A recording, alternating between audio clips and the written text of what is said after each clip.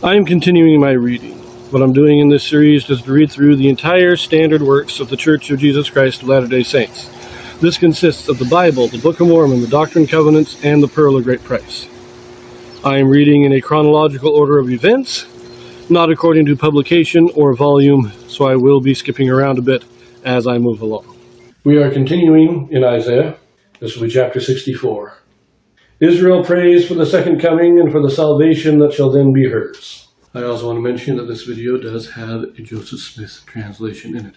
What the Joseph Smith translation is, this is an inspired translation or correction of the Bible done by Joseph Smith to restore those passages that had been lost over the years. Oh, that thou wouldest rend the heavens, that thou wouldest come down, that the mountains might flow down at thy presence. And when the melting fire burneth, the fire causeth the water to boil, to make thy name known to thine adversaries, that the nations may tremble at thy presence. When thou didst terrible things which we looked not for, thou camest down, the mountains flowed down at thy presence. For since the beginning of the world men have not heard, nor perceived by the ear, neither hath the eye seen, O God, beside thee, what he hath prepared for him that waiteth for him. Thou meetest him that rejoiceth and worketh righteousness, those that remember thee in thy ways. Behold, thou art wroth, for we have sinned. In those is continuance, and we shall be saved. But we are all as an unclean thing, and all our righteousnesses are as filthy rags, and we all do fade as a leaf.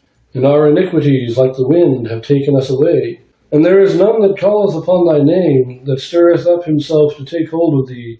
For thou hast hid thy face from us, and hast consumed us because of our iniquities. But now, O Lord, thou art our Father. We are the clay, and thou art potter, and we all are the work of thy hand. Be not wroth very sore, O Lord, neither remember iniquity forever. Behold, see, we beseech thee, we are all thy people. Thy holy cities are a wilderness, Zion is a wilderness, Jerusalem a desolation, our holy and our beautiful house, where our fathers praised thee, is burned up with fire, and all our pleasant things are laid waste. Wilt thou refrain thyself for these things, O Lord? Wilt thou hold thy peace and afflict us very sore? I like this prayer. And this is a prayer of prophecy. This is Isaiah speaking on behalf of Israel, seeing what is to come and praying that God will bring the second coming as soon as possible.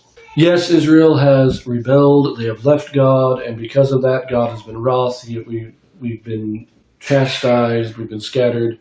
But don't hold the past, don't hold our ancestors' actions against us today. Accept us. We are thy children, we are seeking after thee. Return and accept us. I like the prayer. Now, this also has Joseph Smith translations.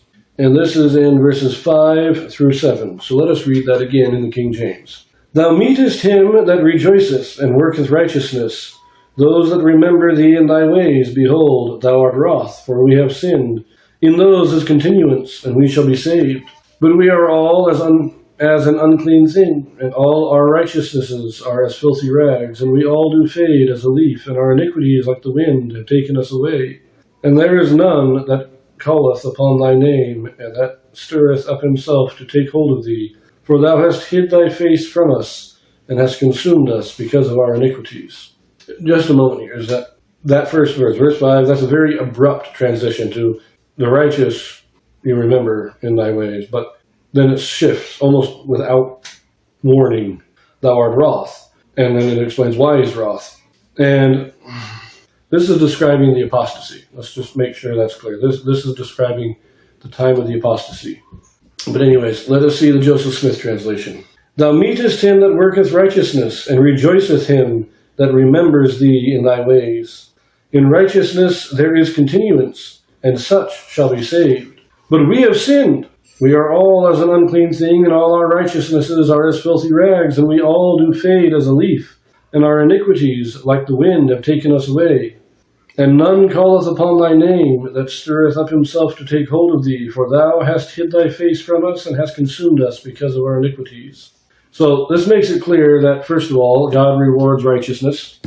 But the Israelites are saying, or the house of Israel is saying, we didn't get the blessings because we sinned.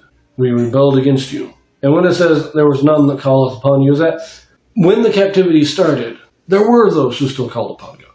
But eventually, the apostasy of the Jews became total, just like the apostasy of everybody became total. So that nobody really knew who God was, and so nobody could actually call him. That's what that's talking. Anyways, we will leave that here, and I will see you in the next one.